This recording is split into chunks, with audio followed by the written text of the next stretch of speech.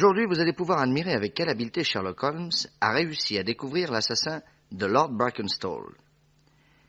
Figurez-vous qu'un matin de janvier 1897, nous arrivons, Sherlock Holmes et moi, devant la grille d'un des plus beaux châteaux du Kent, le manoir de l'abbaye.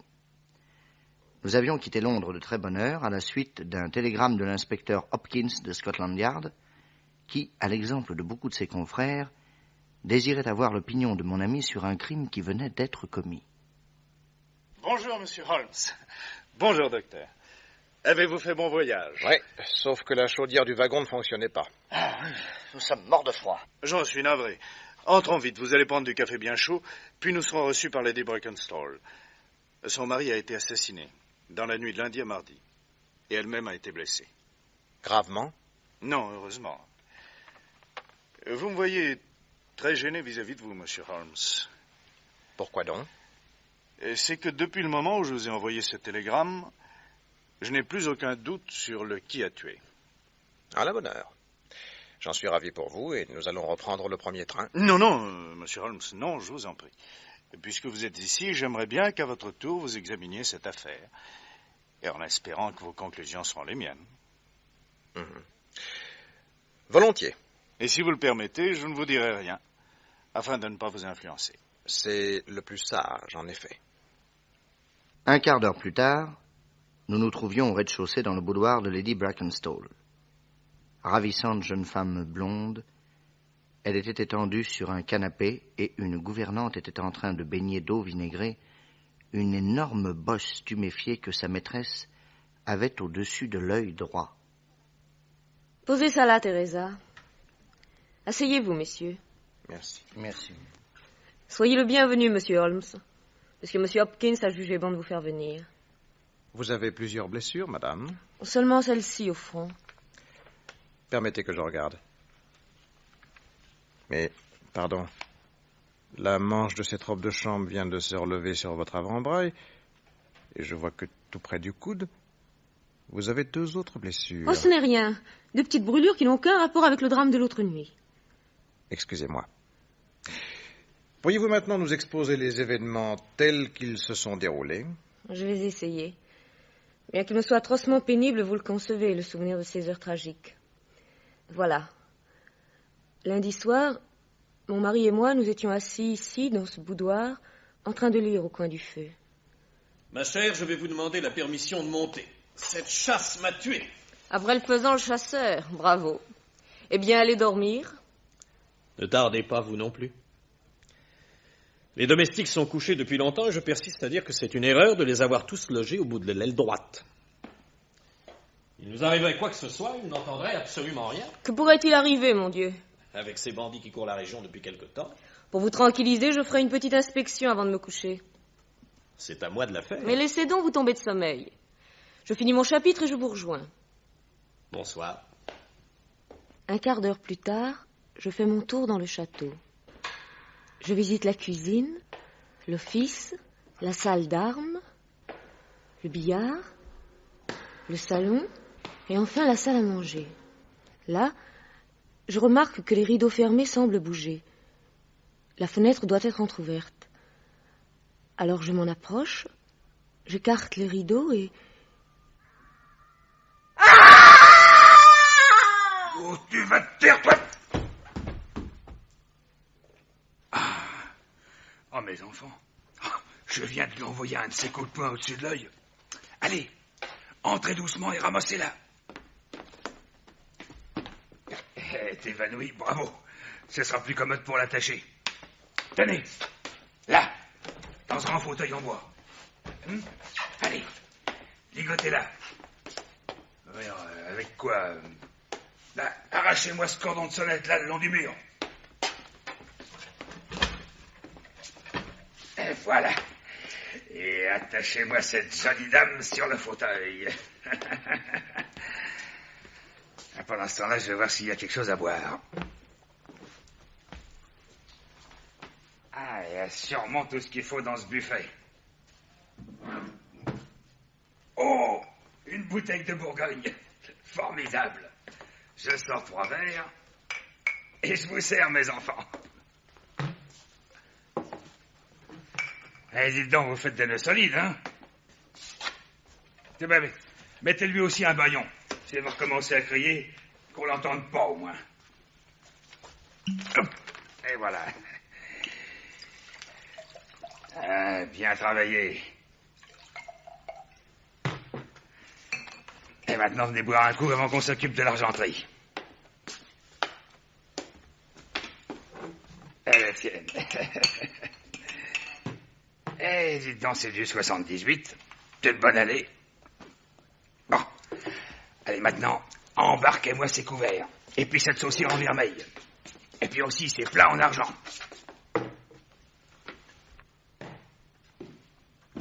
Chut! Écoutez. Il vient quelqu'un. Il y a quelqu'un derrière la porte. Allez, passe-moi ce tisonnier. S'il rentre, je l'assomme.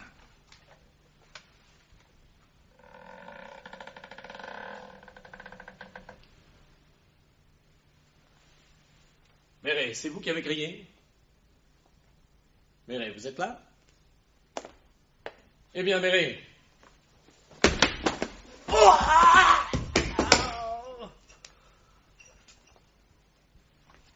Eh ben, il a son compte, lui aussi. Ah, oh, je crois que j'étais un peu fort. Oh, mais il est mort. Oh, décidément, je connais pas ma force. Mais... Allez, maintenant, mes enfants, vite, vite, l'argenterie, et filons, hein.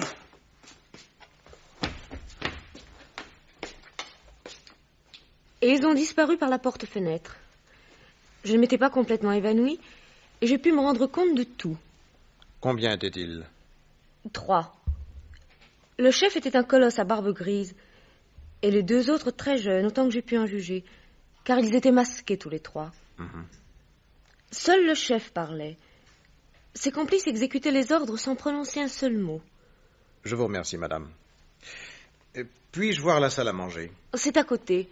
Monsieur Hopkins va vous conduire. Par ici, monsieur. Passez, je vous en prie. Pardon. Comme je vous attendais, je n'ai pas fait enlever le cadavre. Il est là derrière la grande table. Et le coup a porté sur la tempe. Elle a été défoncée par la pointe du tisonnier. Eh, quelle force! Ouais, hein? Ah, ceci, c'est le fauteuil sur lequel Lady Brackenstall a été ligotée. Oui, j'ai laissé le cordon sur le dossier. Mais quand le type a arraché du mur ce cordon, la sonnette a dû faire un beau vacarme dans la cuisine. Personne n'a pu l'entendre. La cuisine est dans l'aile gauche et le personnel couche dans l'aile droite. Comment ces cambrioleurs pouvaient-ils savoir que personne n'entendrait? Ils étaient certainement très bien renseignés. Voyons. La porte-fenêtre. Elle donne sur le parc. Pas d'empreinte. Sur le sol non plus. D'ailleurs, la terre est glacée. Elle est dure comme du marbre. Finalement, qu'est-ce qu'ils ont volé? 2 plats, 12 couverts en argent, une saucière et 6 assiettes en vermeil. Pas davantage? Eh non. Je ne me ferai pas assassin pour si peu. Ils ont été affolés par la mort de leur victime, sinon ils auraient tout mis à sac. Voyons maintenant. Ces 3 verres, ce sont ceux dans lesquels ils ont bu. Oui. On n'y a pas touché? Ni à la bouteille. Bon. Avec quoi ce bouchon a-t-il été enlevé? Ah bah, avec ce gros tire-bouchon que j'ai trouvé dans un tiroir à demi ouvert. Certainement pas. Pourquoi? Ils ont utilisé un tire-bouchon n'ayant pas plus de 5 cm de long. Un tire-bouchon de couteau de poche. Qu'est-ce qui vous fait dire ça? Regardez ce bouchon, Watson. Oui, pardon? Vous voyez, il est extrêmement long. Il est facile de voir qu'il a fallu y enfoncer 3 fois le tire-bouchon avant de l'extirper de la bouteille. En outre, le métal était trop court pour le transpercer dans toute sa longueur jusqu'en bas. Tandis que si l'on s'était servi de ce grand tire-bouchon, on aurait eu à le percer qu'une seule fois. Et on l'aurait sorti du premier coup. Quand vous attraperez votre assassin Hopkins, vous constaterez qu'il possède un couteau à usage multiple. Ah oui, vous avez sûrement raison, oui. Mais voyez-vous, ce sont ces 3 verres qui m'intriguent, avec le dépôt qu'a laissé au fond de Bourgogne. Lady Brackenstall a-t-elle bien vu les bandits boire dans ces 3 verres? Ah oui, elle est formelle. Bon. Non, après tout, ne cherchons pas midi à 14h.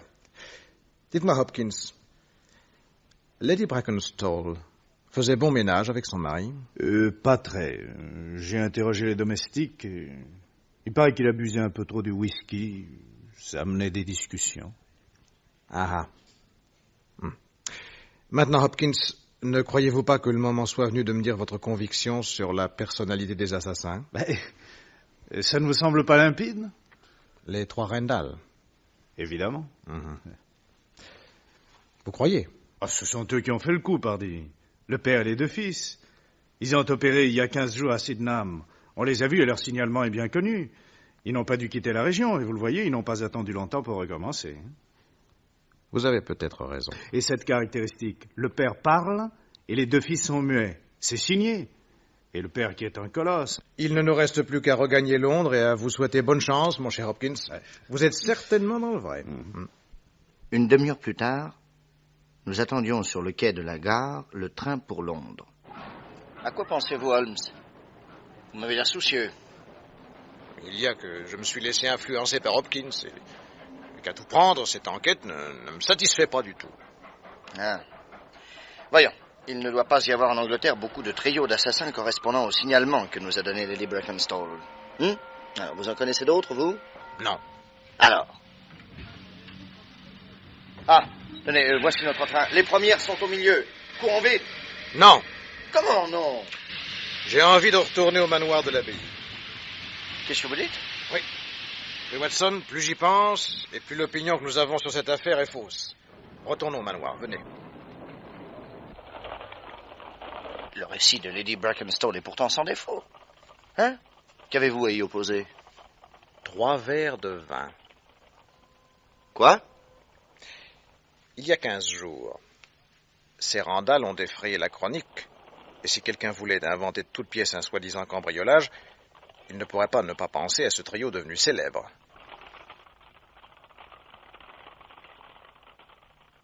De retour au château, nous allons directement à la salle à manger et nous constatons que Hopkins a fait enlever le cadavre, mais tout le reste est dans l'état où nous l'avons laissé. Sherlock Holmes se remet à examiner minutieusement cette fois les rideaux, la porte-fenêtre, le tapis et surtout les 3 verres. On nous dit, Watson, que les bandits ont bu chacun dans un verre. Moi, je n'y crois pas. Allons donc. Il reste encore des traces de vin sur les parois intérieures. Oui. Mais vous remarquerez que ce Bourgogne a tendance à déposer une sorte de boue légère qu'on appelle de la lie. Or, pourquoi n'y a-t-il de la lie qu'au fond d'un seul verre? Il est possible qu'une fois le 2e verre servi, la bouteille ait été violemment secouée, si bien que le 3e a récolté un peu de cette lie. Savez-vous ce que je crois, moi? Dites. C'est que 2 de ces verres ont été utilisés pour boire, et que ce qui restait dans le fond de ces 2 verres a été versé dans le 3e, qui a recueilli la lie des 2 autres. Pourquoi ça? Pour faire croire que 3 personnes ont bu. Ah ouais? Et à quelle fin? Protéger le vrai criminel. Vous croyez? Oui. Et maintenant, ce qui m'intrigue le plus, c'est que Lady Brackenstall ait été ligotée sur un fauteuil. Oui. J'en aurais le cœur net. Vous permettez? Vous jouez les écureuils maintenant? À ma stupéfaction, Sherlock Holmes grimpa sur le manteau de la cheminée. Une fois debout, il ne put cependant pas atteindre le bord du plafond où pendait encore quelques centimètres du cordon de sonnette qui avait été arraché. Pendant un long moment, il contempla ce bout de cordon et voulut s'en approcher davantage. Il avisa, accroché au mur, une grosse console de bois qui avait dû supporter un buste. Il l'examina d'abord, Tiens, voilà.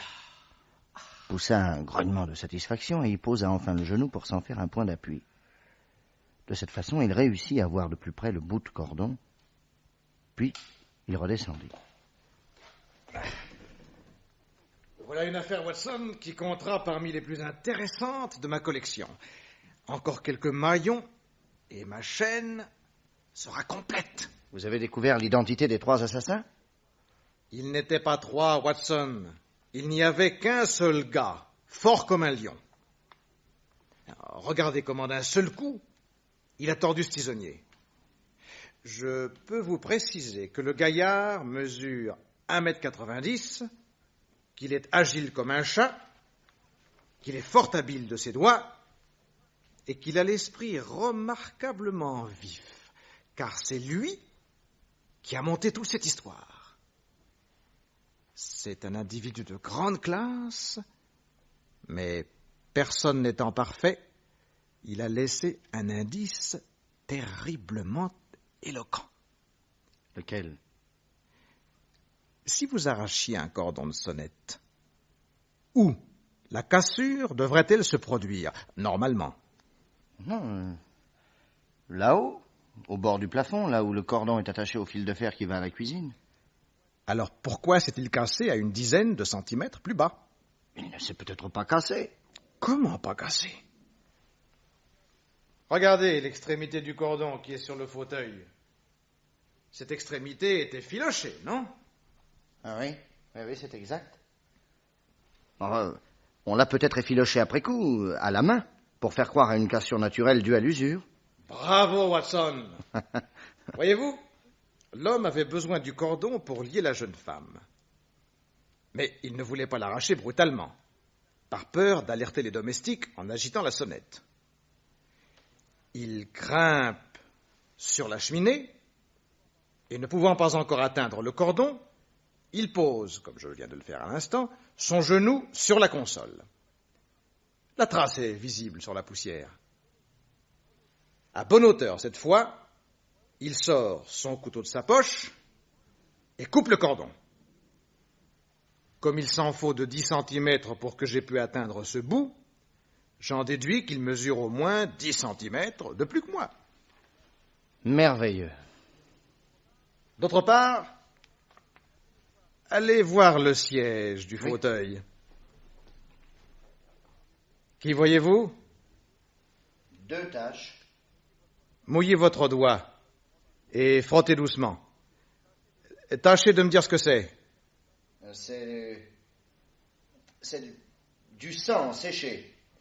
Vous en êtes sûr? Il faudrait analyser, mais j'ai tout lieu de le croire.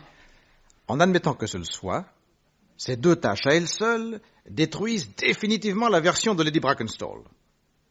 Si elle était assise sur le fauteuil quand le crime a été commis, comment ces 2 éclaboussures de sang y seraient-elles? Non, non, croyez-moi, la jeune femme a été placée sur ce fauteuil après la mort de son mari. D'ailleurs, ces 2 taches ne sont pas rondes. Hein. Elles sont comme étalées, comme essuyées par la robe que portait ce soir-là, Lady Brackenstall. Très juste.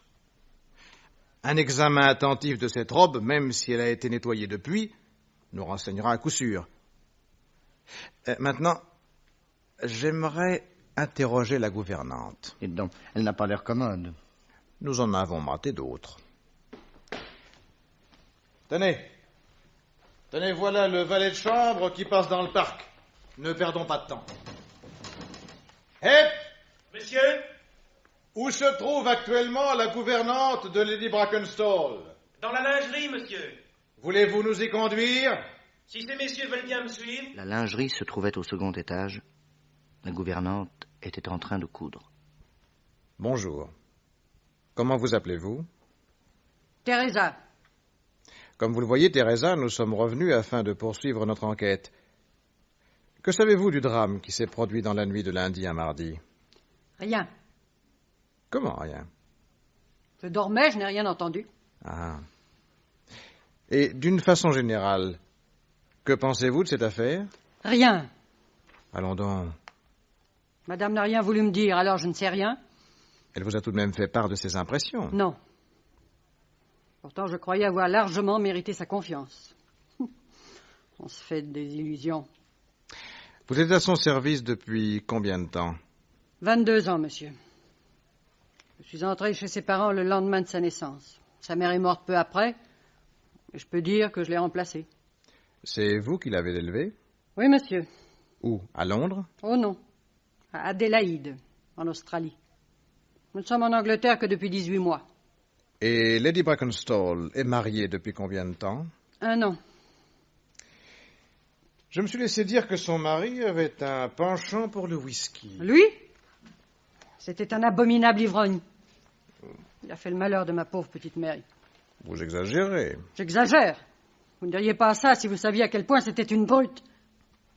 Sa cruauté était peut-être celle d'un malade.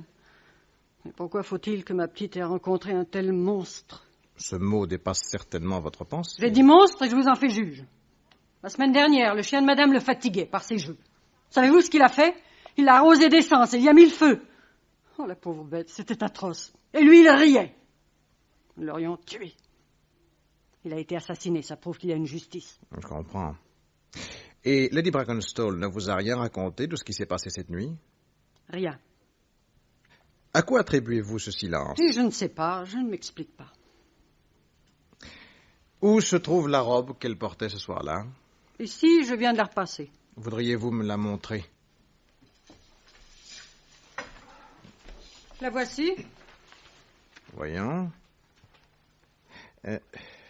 Dites-moi, Teresa, à cet endroit-là, il y avait bien 2 taches, n'est-ce pas? Oui. C'était des taches de quoi? Des taches de sang. Du sang de monsieur. Je vous remercie.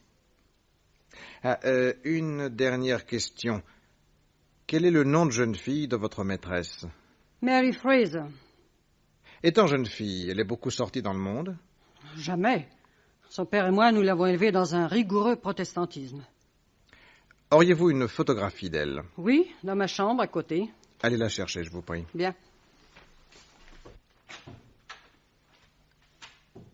Vous pensez que c'est Lady Brackenstall qui a tué son mari? Vous n'y êtes pas tout à fait. Voici la photo. Merci, je vous la rendrai bientôt. J'apprends votre retour, monsieur. Teresa, laisse-nous. Mais Laisse-nous. Vous interrogiez Teresa, monsieur Holmes? Que vouliez-vous savoir encore? La vérité, madame. Mais monsieur Holmes, je vous l'ai dit. Non. Et je vous le demande instamment, ne me cachez plus rien. Je vous ai dit tout ce que je savais. Je regrette vivement votre attitude, madame. Et je crains que vous n'ayez à la regretter. Bien plus que moi. Adieu. Nous sortîmes du manoir sans ajouter un mot. Il y avait dans le parc un étang, et Sherlock Holmes s'y arrêta. Voilà une belle pièce d'eau. Vous voulez patiner? Non. Non, mais je pense que ce pauvre cygne doit bien s'ennuyer à nager dans ce trou pratiqué dans la glace. Ah oui, on aurait pu le lui faire un peu plus grand. Je le pense, oui. Ah, maintenant, filons. Quand nous fûmes à la grille, Sherlock Holmes se frappa au pavillon du concierge, demanda de quoi écrire, et lui laissa une enveloppe pour Hopkins. Puis nous nous dirigeâmes vers la gare. Nous étions de retour à Londres au début de l'après-midi. En sortant de la gare de Charing Cross, Sherlock Holmes appela un cab. Déposez-nous au bout de Pall Mall. Montez, Watson. Où allons-nous? Au bureau de la Ligue maritime Adelaide Southampton. Arrivé devant la compagnie de bateaux, mon ami me pria de l'attendre et il revint 10 minutes plus tard, le sourire aux lèvres. Il jeta une adresse au cocher, nous traversâmes une grande partie de Londres, et le cab s'arrêta devant une maison d'assez belle apparence. Venez, Watson. Il sonna à la porte d'entrée, et un petit homme sympathique à l'œil vif vint ouvrir. Je voudrais parler au capitaine Peter Adams. C'est moi. Je suis Sherlock Holmes. Voici le docteur Watson. Oh, enchanté, André, messieurs. J'ai beaucoup entendu parler de vous, monsieur Holmes. Votre réputation est grande, même à l'étranger. Et si je puis vous être utile en quoi que ce soit, je vous suis tout acquis. Par ici, je vous en prie. Asseyez-vous, messieurs. Merci. Commandant, je sors de la compagnie de navigation qui assure le service entre Adélaïde et Southampton. Après avoir recherché sur un registre, le directeur m'a informé que vous aviez longtemps commandé le Rock of Gibraltar, qui faisait le service de cette ligne. C'est exact, oui, je viens de prendre ma retraite. Vous avez effectué un certain voyage qui s'est terminé à Southampton le 12 juillet 1895, c'est-à-dire il y a 18 mois, et vous aviez à bord, venant d'Adélaïde, une certaine demoiselle Mary Fraser, accompagnée de sa gouvernante, une nommée Teresa. C'est bien possible, je ne me souviens pas. Auriez-vous l'obligeance de regarder attentivement cette photographie et de me dire si cette passagère, mademoiselle Mary Fraser, évoque en vous quelques souvenirs? Voyons ça. Je pense bien. Pour ma part, je crois n'avoir jamais vu une fille aussi ravissante. Et adorable, donc. Fine, spirituelle. Je l'invitais souvent à ma table et parmi mes officiers, c'était à qui livrer la cour. N'avait-elle pas une préférence marquée pour l'un d'eux? Oui, pour mon premier officier, Jack Croker. Un garçon merveilleux. Manifestement, ils avaient grand plaisir à se trouver ensemble et je peux dire que pendant ce voyage est né entre eux une véritable idylle. Et puis, elle s'est mariée avec un autre. Et je crois que mon pauvre Jack en a terriblement souffert. Vous semblez avoir beaucoup d'affection pour cet officier. Beaucoup. C'est un homme comme je les aime. En mer, impeccable. À terre, peut-être sujet à de certaines violences, risque tout. Bouillant, irascible, mais un garçon loyal, honnête. Un cœur d'or. Une belle nature, généreuse. J'aurai un fils, messieurs. J'aimerais qu'il lui ressemble. Savez-vous où se trouve cet officier actuellement? Ah, bien sûr. Il vient d'être nommé capitaine et il va prendre le commandement d'un nouveau navire. En attendant les ordres, il est à Sydenham chez ses parents. Mais il passe tous les jours à la compagnie. Et si vous avez un message pour lui, c'est là qu'il faut le lui adresser. Je vous remercie, commandant. Écoutez, je ne commettrai pas l'indiscrétion de vous demander pourquoi vous m'avez posé ces questions. Laissez-moi seulement vous dire que Mlle Fraser était digne d'être heureuse et que je réponds, comme de moi-même, de l'honorabilité du capitaine Croker. Je m'en souviendrai. Avant de regagner Baker Street, Sherlock Holmes fit arrêter le cab devant un bureau de poste. Puis il me rejoignit après avoir demandé au cocher de nous conduire à notre domicile. L'inspecteur Hopkins nous y attendait. Ah, Hopkins, que se passe-t-il? Vous avez l'air déprimé. Ma parole, vous êtes sorcier, monsieur Holmes. En quoi, mon Dieu? Et comment avez-vous su que l'argenterie volée se trouvait dans l'étang? Je l'ignorais. Et pourtant, vous m'avez laissé un mot chez le concierge pour me conseiller de faire draguer le fond. Alors, cette argenterie, vous l'avez retrouvée? Eh oui. Je suis ravi de vous avoir aidé. Ah, mais vous ne m'avez pas aidé, au contraire. Vous me rendez l'affaire bien plus compliquée encore. Enfin, qu'est-ce que c'est que ces cambrioleurs qui volent l'argenterie pour aller l'acheter dans un étang? J'ai pensé que des gens l'avaient volé uniquement pour simuler un cambriolage et qu'ils l'avaient jeté dans l'étang pour s'en débarrasser. Mais comment l'idée vous en est-elle venue? Il m'a semblé que c'était une éventualité à ne pas négliger, c'est tout. Enfin, cela vous a permis de retrouver l'argenterie. Oui, monsieur Holmes. Oui, là, je vous remercie. Là, je marque un point. L'ennui, c'est que, par ailleurs, j'ai un sérieux coup dur. Non, quoi donc?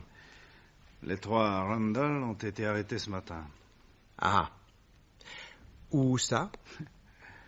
À New York. En effet, voilà qui s'accorde mal avec votre thèse, selon laquelle ils ont commis un assassinat en Angleterre il y a 3 jours. Mais je vous dis, c'est un coup dur. Mais après tout, des gens qui se mettent à 3 pour cambrioler, ça doit pas être si rare que ça.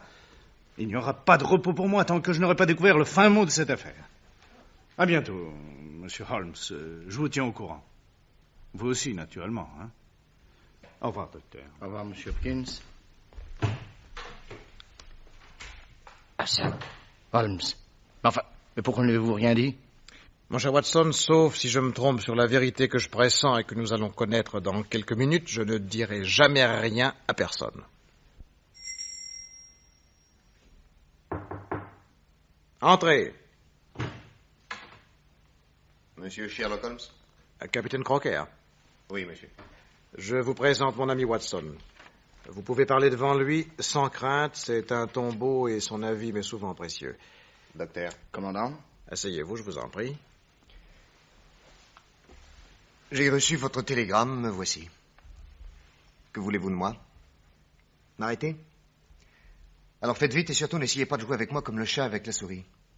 Watson, offrez un cigare au capitaine. La fausse bonhomie. Vieille méthode de police. Sérieusement, capitaine Crocker, pensez-vous que je resterais assis devant vous, là, dans ce salon, à fumer un cigare, si je pensais que vous étiez un criminel, comme les autres? Soyez franc avec moi, et je serai bienveillant. Rusez avec moi, et je vous réduirai en miettes. Que voulez-vous? Que vous me disiez exactement ce qui s'est passé au manoir de l'abbaye dans la nuit de lundi à mardi. Je crois tout connaître de cette affaire. Ce que je veux, c'est une confirmation de votre part. Mais attention, si vous vous écartez d'un pouce de la ligne droite, j'appelle la police et votre sort cessera pour toujours de dépendre de moi. Je sais que vous êtes un homme d'honneur, monsieur Holmes. Avec vous, je veux bien jouer ma chance. Voilà. Puisque vous paraissez tout savoir, je ne vous apprendrai pas que j'ai fait la connaissance de Mary Fraser à bord du Rock of Gibraltar. Oui, elle y était passagère et vous, premier officier. Et vous êtes tombés amoureux l'un de l'autre. Oui, de ma part, ça a tout de suite été un amour violent, passionné, exclusif. De sa part à elle, ce n'était peut-être pas encore de l'amour, disons une certaine tendresse, qui aurait certainement évolué vers quelque chose de merveilleux. Mais quand je suis revenu d'un deuxième voyage, j'ai appris qu'elle était mariée. Son père avait été appelé d'Australie en Angleterre pour occuper un poste élevé au Foreign Office. Un titre de noblesse et une fortune considérable se sont présentés à elle. Quelle femme en était plus digne? Malgré mon très grand chagrin, je me suis réjoui de ce qu'elle avait trouvé le bonheur. Et beaucoup mieux qu'un marin sans le sou. Voilà à quel point je l'aimais. J'espérais ne plus la revoir quand j'ai été nommé capitaine. Le nouveau bâtiment n'étant pas encore lancé, j'avais 2 mois à attendre en famille à Sydney. Un jour, en me promenant dans la campagne, je suis tombé sur Teresa. Elle m'a parlé de Mary, et surtout du mari, une brute alcoolique qui la rouait de coups. Ce jour-là, j'ai cru devenir fou de rage. J'ai revu Teresa, puis j'ai revu Mary. J'ai revu plusieurs fois, jusqu'au jour où, troublée par ses propres sentiments, elle m'a demandé de ne plus revenir. J'ai promis. Mais, ayant reçu l'ordre de m'embarquer dans 8 jours, j'ai décidé de la revoir, une dernière fois. Je savais qu'elle avait l'habitude de lire tard dans son petit salon du rez-de-chaussée. Alors j'ai été frappé doucement à sa fenêtre. Elle n'a pas voulu m'ouvrir. Mais quand, à travers la vitre, je lui ai fait comprendre que je partais pour toujours, alors elle m'a indiqué la porte-fenêtre de la salle à manger qu'elle est allée ouvrir. Oh, Jacques, nous sommes fous. Pardonnez-moi, Mireille, je voulais vous dire adieu. Je suis désespérée, Jacques. Regardez, cet après-midi, il m'a brûlé l'avant-bras avec un fer rouge. Mireille, il faut en finir avec ce monstre. Jacques, prenez garde. Le voici. Cachez-vous. Non, non, pas là. Ici. Qu'est-ce que vous faites ici, Mary? Montez! Montez, plus vite que ça! Non. Moi, je vous dresserai, moi. Oh, non. C'est du bâton qu'il vous faut, hein, comme les chiens. Regardez-le bien, ce bâton. Non. Ne me frappez pas, je vous en supplie, ne me frappez pas. Et ça! Non. Et ça! Et ça! Et ça! Hein? Quoi? Vous pensez, Jacques, qu'il va vous tuer? Non, c'est moi qui le tuerai comme une bête. Avec ça. Tiens! Il était mort. C'était sa vie ou la mienne. Ou plutôt sa vie ou la sienne à elle. Si c'était à refaire, je recommencerais. Frappé à la tête, Mary était presque évanouie. J'ai trouvé une bouteille de Bourgogne, j'ai sorti mon couteau de poche, je l'ai débouché, et je lui en ai fait boire un verre. J'en ai bu un également. Puis soudain m'est apparue l'impérieuse nécessité de dégager Mary de cet horrible drame. Un cambriolage. Ah, et c'était une idée. Le maître de maison tué par le cambrioleur, ou plutôt les cambrioleurs, car subitement je venais de me rappeler le trio Randall. Alors j'ai tout camouflé. Les 3 verres, le cordon de sonnette coupé, Mary bâillonnée et liée sur un fauteuil. Je lui ai fait répéter sa leçon, et comprenant que c'était là le seul moyen d'éviter un irréparable scandale, elle a promis de mentir. Puis j'ai pris quelques pièces d'argenterie et je les ai jetées dans l'étang. Voilà. Maintenant, si vous voulez me faire pendre... Vous m'avez dit la vérité, je le sais. Personne, sauf un acrobate ou un marin, n'aurait pu couper ce cordon de sonnette en prenant appui sur la console.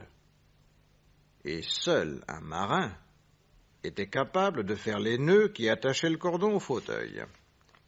C'était donc un marin qu'il fallait trouver. Or, Lady Brackenstall n'avait approché des marins qu'une seule fois pendant sa traversée. Et il s'agissait bien de quelqu'un qui socialement était son égal, puisque elle essayait si fort de le protéger, montrant par là qu'elle l'aimait. Or, vous voyez comme cela me fut facile de remonter jusqu'à vous. Je croyais que la police ne devinerait pas. La police n'a pas deviné. Et je crois qu'elle ne devinera jamais. Maintenant, attention, commandant. Votre acte commis en état de légitime défense est peut-être justifiable, mais c'est à un jury d'en décider. Capitaine Crocker, écoutez-moi. Nous allons régler tout cela selon une loi qui sera aussi juste que la loi officielle. Vous êtes prisonnier. Watson, vous serez le jury anglais. Je ne connais personne qui soit plus digne que vous de le représenter. Et moi, le magistrat. Messieurs les jurés, vous avez entendu les dépositions. Considérez-vous le prisonnier coupable ou non coupable? En mon âme et conscience, non coupable. La voix du peuple, c'est la voix de Dieu. Capitaine Crocker, vous êtes acquitté. À moins que par la suite on ne trouve un suspect risquant d'être condamné à votre place, je vous rends votre liberté. Et, dans un an, revenez vers Mary. Puisse son avenir et le vôtre justifier le jugement que nous avons prononcé ce soir.